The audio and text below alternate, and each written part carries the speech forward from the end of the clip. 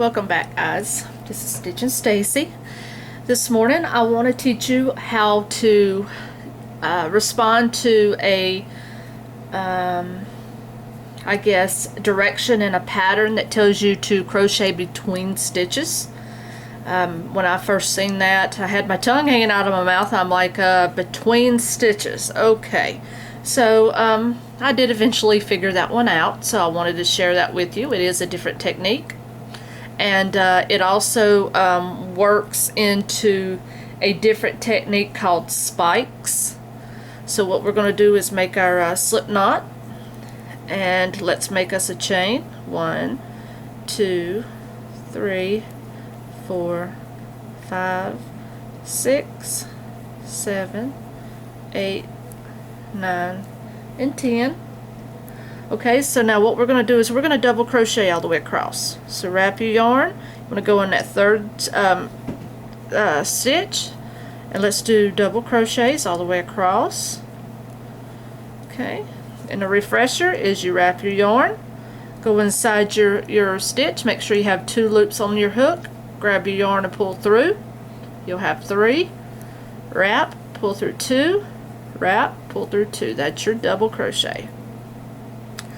So we should get in about 6, 7, 8, somewhere along in there. But you want to do that all the way to the end, and I only chained 10. I didn't make it super long.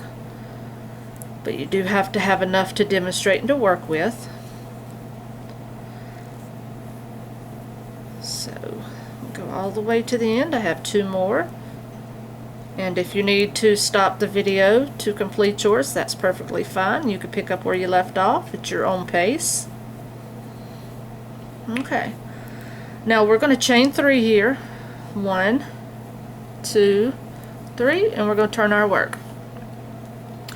Now what it means going between stitches is you're actually inserting your hook between the stems and underneath here.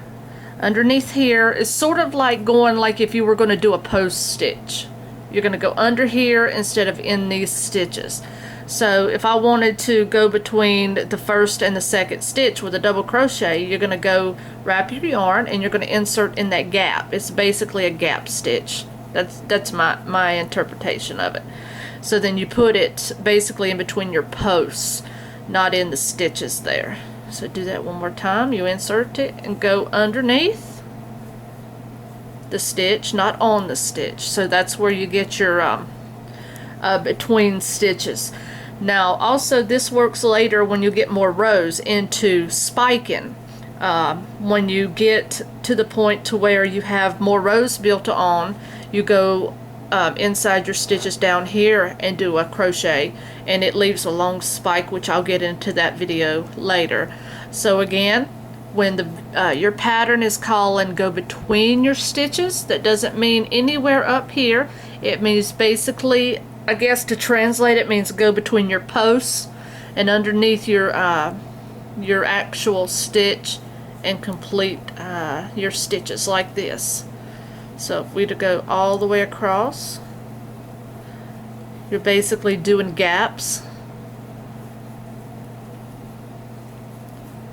just like this. You know, there's not a whole lot of difference, just the fact that you're going in the gap versus the stitch. Just like this.